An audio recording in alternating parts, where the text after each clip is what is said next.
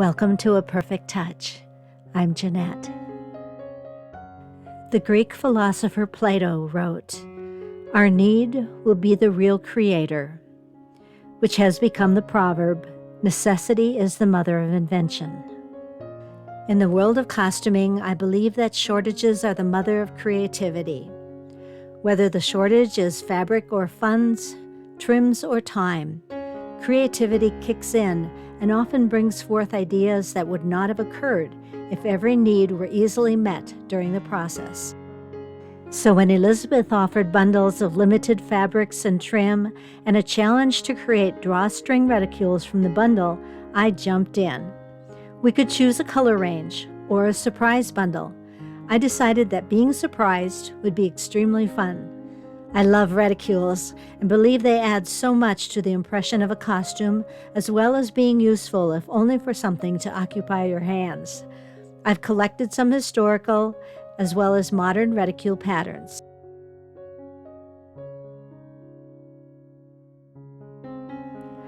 My surprise bundle arrives, and everything looks so beautiful and interesting. There are 2 pieces of silk taffeta in a coordinating antique gold and a stripe with a very muted red, antique gold, and pale blue. There is an inner bag of bits and trims. The inner bag has bits of different but coordinating fabric and ribbon and trims. There is a length of blue taffeta, a square of red twill, a bit of red velvet which has been salvaged but the stitches removed and is very usable, and a piece of wide blue satin.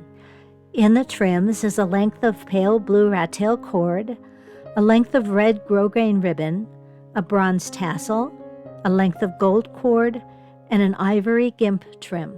In 2021, I used the Hamilton Spencer pattern offered by the Costume Industry Coalition as a fundraiser for members. I made a wearable mock-up using a linen fabric given to me.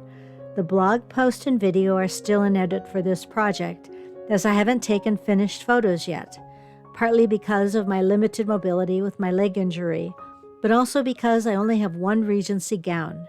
It's white, and I was thinking of sewing another, but Surprise Bundle X has given me an idea.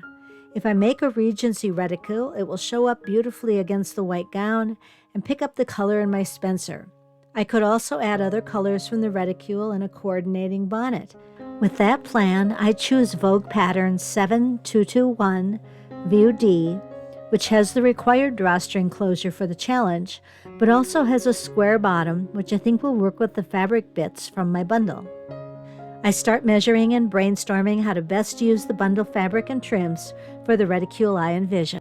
I finalize a plan, but it is going to mean some piecing and trusting my design, and I begin by pressing and carefully measuring all fabric and ribbon and trim bits. The pattern has a front section that wraps halfway around the sides and a back section that does the same. There is a square bottom. By inserting the blue taffeta strip through the center of the blue satin strip, I get the width I need for the bottom.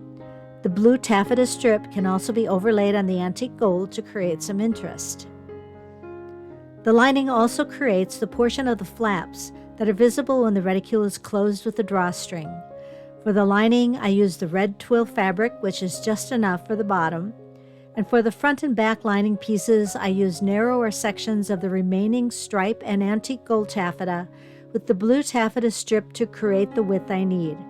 The blue taffeta is the same width as on the exterior and bottom sections. To give me the length I need, I find some red silk from my own stash. When I fold down the flaps, as they will be when the reticule is closed, I'm happy with the interest and variety in the reticule and the way I have stretched the fabric to best use. This is how the pieces will be sewn to create the square reticule. The ivory gimp is perfect to cover the edges of the blue taffeta strip on the lining and the exterior. I hand-stitch the gimp in place, being careful to have the design running the same way when the flap is turned down.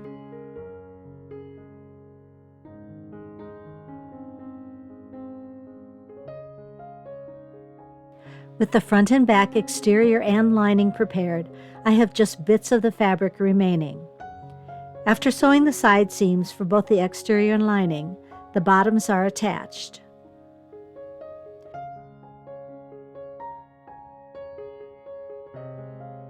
An opening is left in the lining at the bottom edge to insert the bottom support later.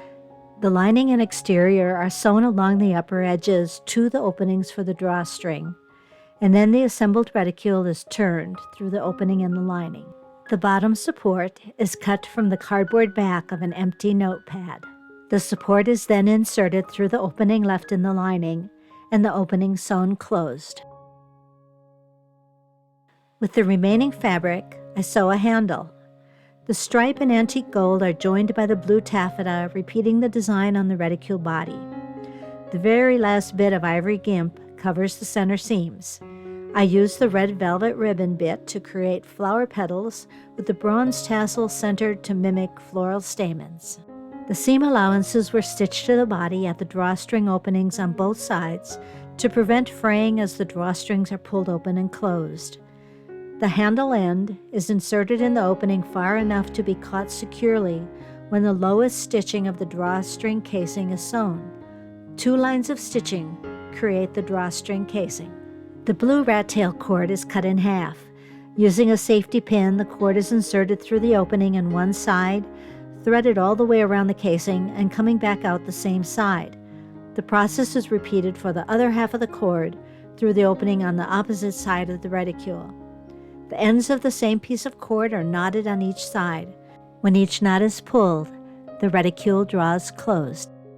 My original plan was to finger weave the blue and gold cords together to create the drawstring, but the gold cord is very sketchy against the silk fabric, so it went unused. I thought of using the red grosgrain ribbon for the drawstring, but it was too short, so it went unused as well. But in the end, there were the tiniest bits of fabric, which my now nesting bluebirds are finding perfect nest-building materials. The Regency Rose drawstring reticule is finished, and I can't wait to wear it with my white gown and Hamilton Spencer.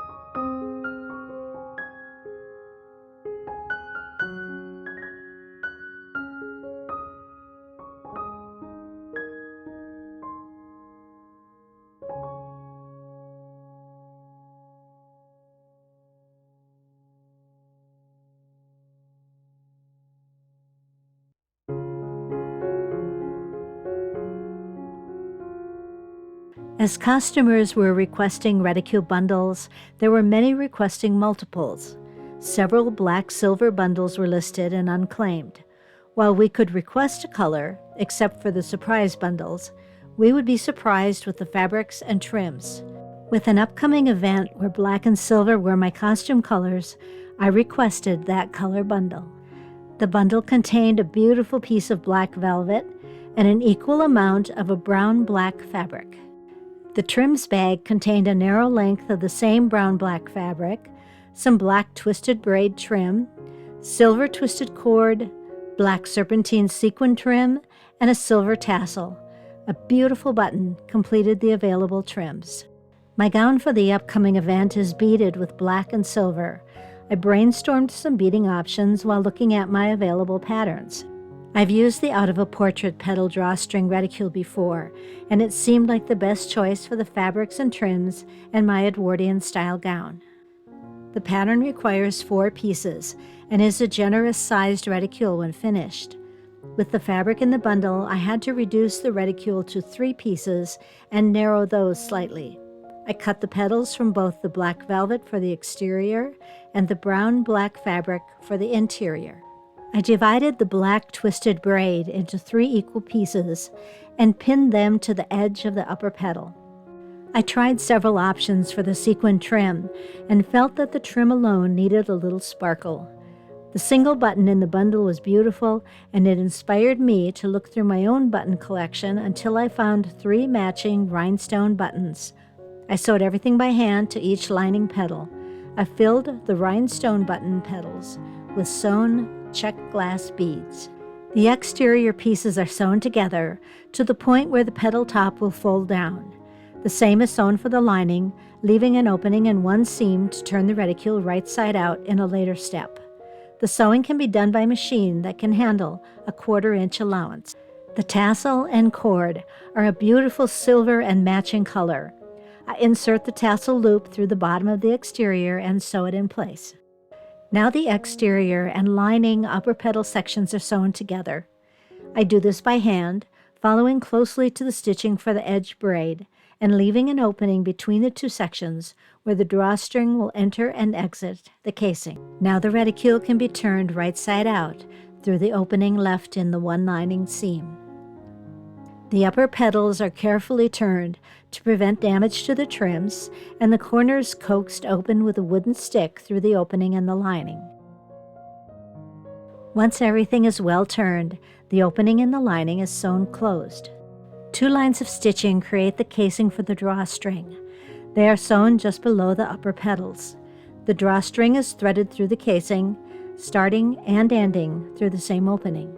Just bits of fabric and trim are left over, plus that gorgeous button, which is destined for the gown to be worn with this reticule.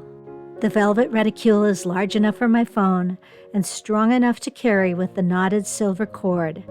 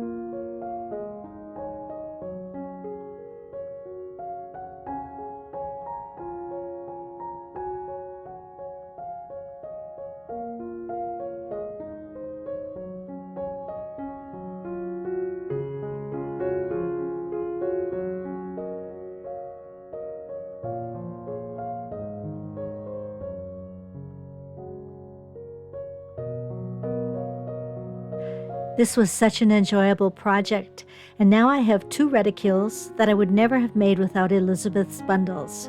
A reticule is such a wonderful use of small pieces of fabric and trims, and I hope this blog post and video inspire you to join a challenge or swap that might be coming to a costume group near you.